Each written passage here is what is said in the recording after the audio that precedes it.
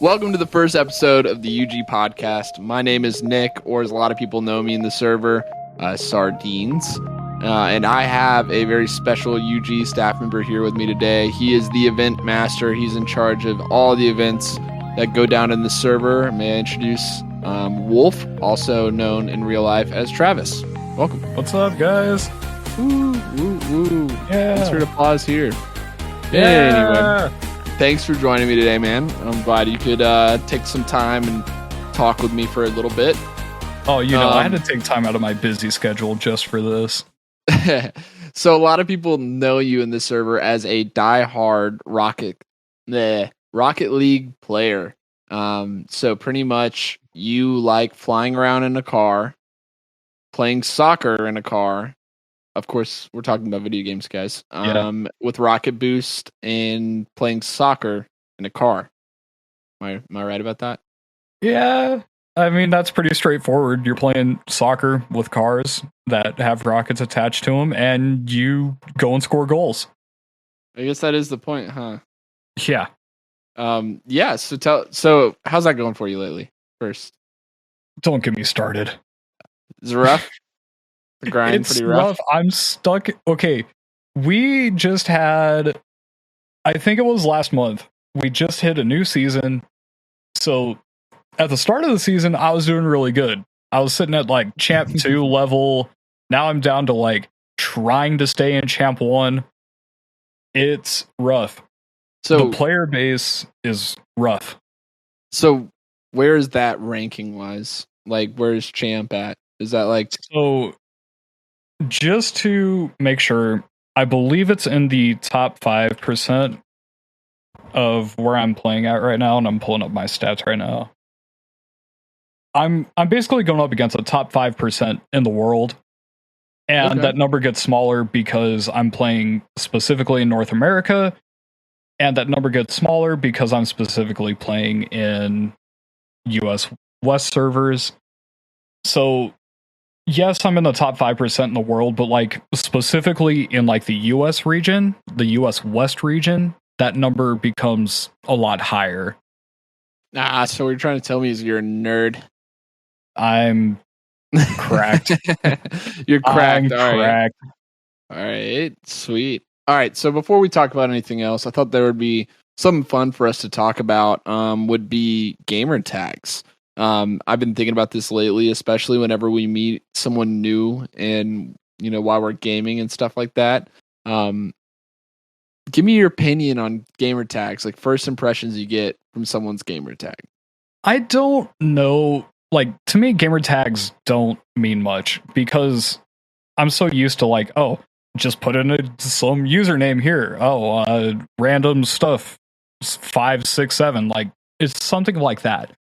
Now, my old gamer tag, which was TraviRyan88, that's what I went by for like 12 years. Like, it was something I made whenever I was 4. It carried over to like I was 16. So definitely see that along a lot of young people. Is like they'll have like the name like Super Sam or Tricky Nick or something like that.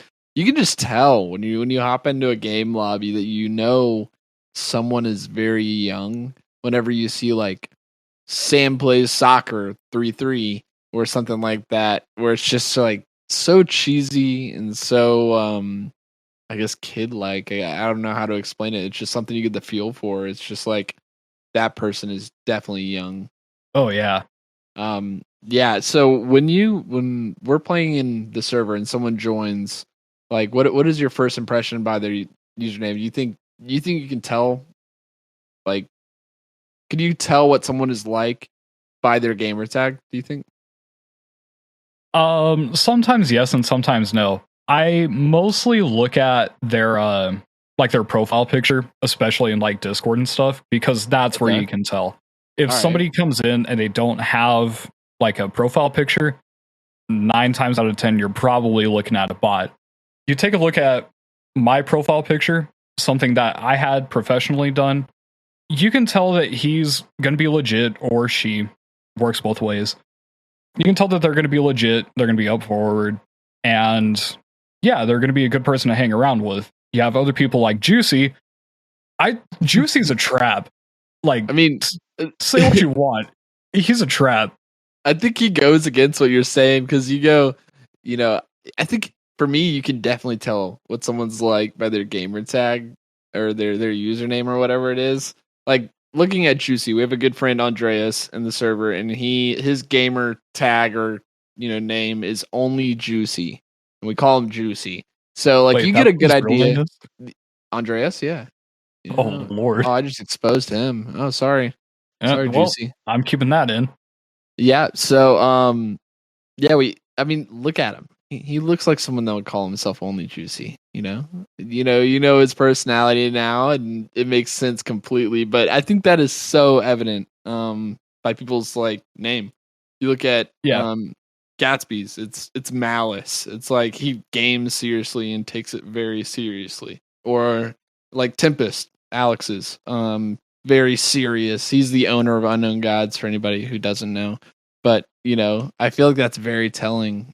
But what were you going to say about it? But yeah, so like you take a look at Juicy's profile picture and your immediate assumption, and I've been trying to tell him this, it looks like you are a girl.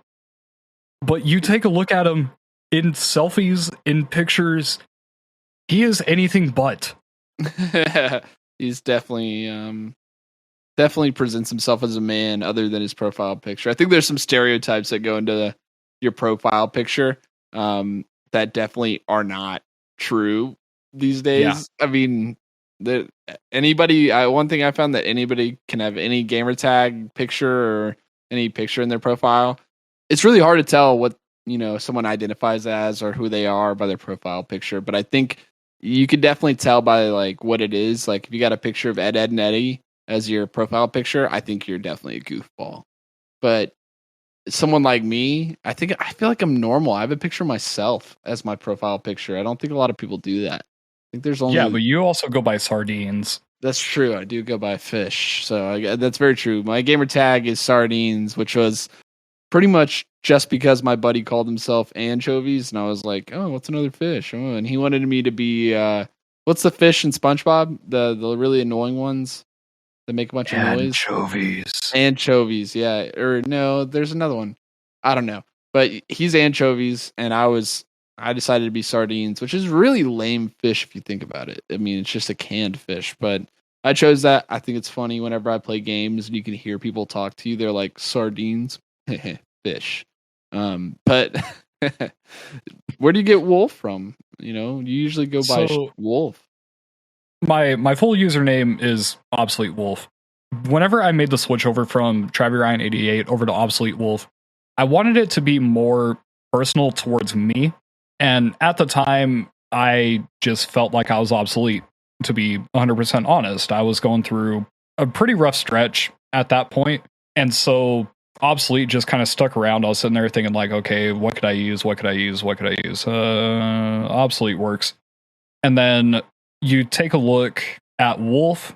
It was just something that attached itself well to it because I tried different animals. I tried different objects. I tried so many different things. And Wolf just seemed to stick. Now, I've kind of taken the obsolete part off of it, and I've just kind of been going by Wolf recently. Gotcha. Well, moving past that, let's talk about more video games, dude. I feel like that's the only thing we can talk about. Heck yeah. So when we look at video games right now, when me and you play different games for sure, but we definitely don't play the mainstream Warzone, Apex. What's another big game? Elden Ring is really big right now. I wouldn't call that mainstream though. You're a liar. We played Fortnite a couple days ago. You played Fortnite a couple days ago. But that actually leads into a perfect conversation right here. My question to you is, with all the takeover that's going on, like, for example, Microsoft is just eating up a bunch of development companies for video games. And I'm nervous about them creating a monopoly in the video game industry. Do you think when they do that and when companies do that, where these big parent companies are taking over all these developers, do you think that will make video games better or worse? So, both yes and no. And I'm going to use two examples here, and whether or not they're A good example is just kind of left for you guys to decide. So I take a look at Microsoft's buyout of Mojang, and more specifically, how Minecraft has evolved over those years. Yeah. So, in my honest opinion, I do not like Minecraft as it stands right now. I'm a 1.8 player. I take a look at Minecraft pre-buyout, and I love it. I take a look at Minecraft post-buyout, and I'm not as much of a fan of it. I think 1.9 really did it in for me. The combat update was not at least in my opinion, I was not a big fan of the combat update. And I think part of that is because I was such a big Skyblock or Skywars player and stuff like that. Mm-hmm. So the faster attack with the full damage is the way how I played, because you could like 3-tap somebody in like half a second and you'd be winning every single game. So I look at that as kind of being a negative. Now, a lot of people really love Minecraft. That's just my opinion on that. Now, you take a look at Steel Wool and what they did with Five Nights at Freddy's. Right. Everybody at some point, one way or another, has been involved in Five Nights at Freddy's lore. And if you're saying that you're not, you're a liar. You're a liar. You are a liar. All right. I actually haven't. But I know the game. I know about the game very well. Everybody has heard the game. Everybody knows the game. It's a spooky game. Oh, the animatronics are roaming around. So Scott really did a good job at the start, but then the story got a little bit too convoluted as you started getting into the later games. You start looking at Pizzeria Simulator, Ultimate Custom Night, and I don't think he really had a full understanding as to what the story should be. Steel Wool comes in, and you get Help Wanted, and you get Security Breach. Security Breach right now, I think, is probably one of the best Five Nights at Freddy's games. And looking at it from a lore standpoint, yeah, it probably gets more convoluted. But you now have a free roaming Five Nights at Freddy's game, which Scott really wasn't able to do. I mean, Five Nights at Freddy's 4 does not fall into free roam. You could actually go around and do objectives and do what you need to do. So I take a look at Five Nights at Freddy's Security Breach and the way how that's progressing. Yeah, I think that's a really good step, and I can't wait to see more coming out from Steel Wool and Five Nights at Freddy's. So it works both ways. I think it could help a developer by either just buying them out or letting them still have parts in the building process of the future game. Or it takes away from what the people were wanting, and that's the case with me and Minecraft. All right. I mean, I definitely hear that. I think if we look at it like it's a normal market, say like a t-shirt market, I mean, if there's one creator, I think the only thing I'd worry about is the quality going down. And I think that's what I'm worried about when it comes to video games as well. Other than that, though, I mean, honestly, there's some really good games coming out right now, and there's some really bad ones coming out. I mean, look at the newest Battlefield. That was so hyped up.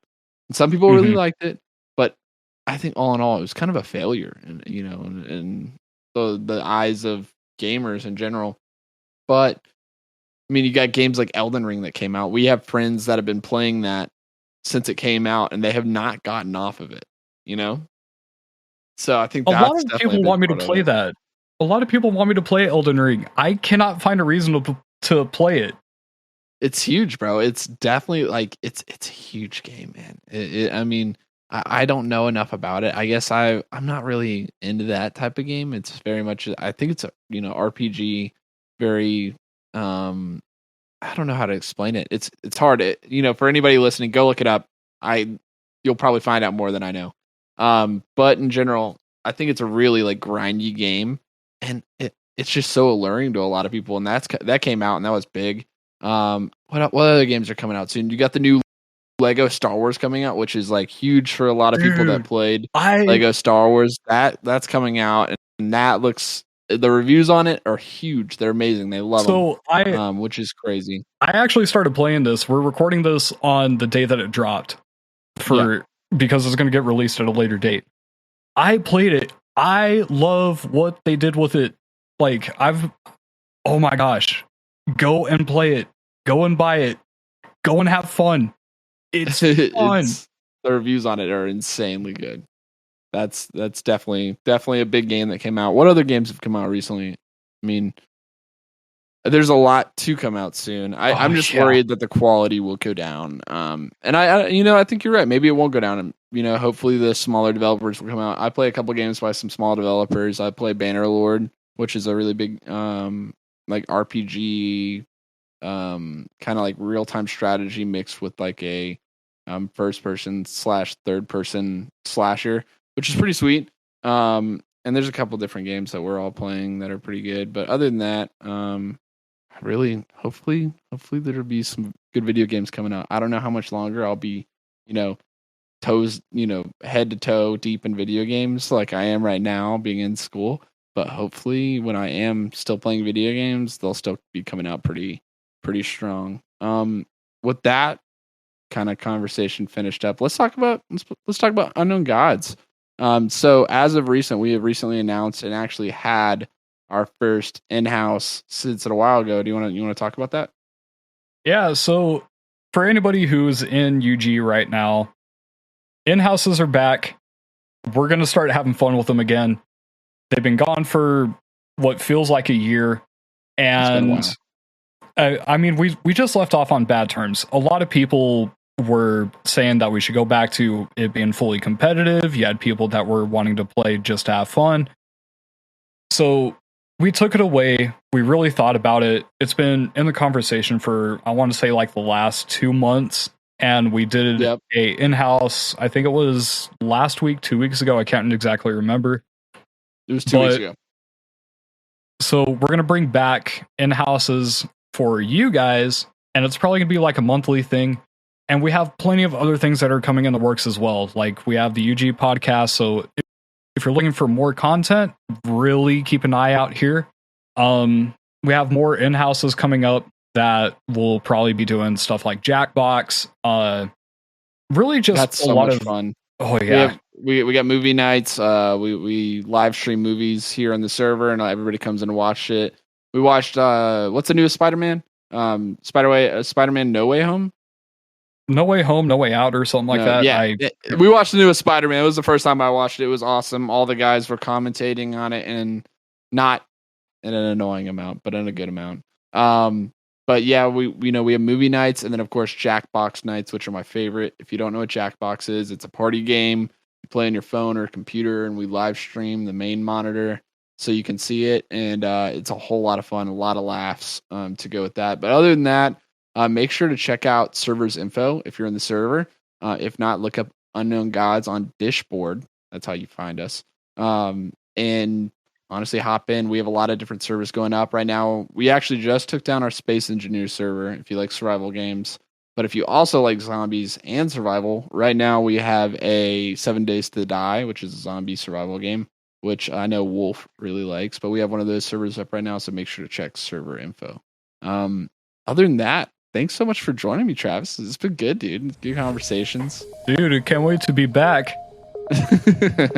Yeah, for sure. We'll definitely talk about it. We'll have you back, and we'll definitely have Alex, maybe. We'll do Alex or Joker. Maybe some guys that have some industry professions that are pretty cool. We'll see. But anyway, definitely keep a lookout for the next Unknown Gods podcast, and we'll catch you next time.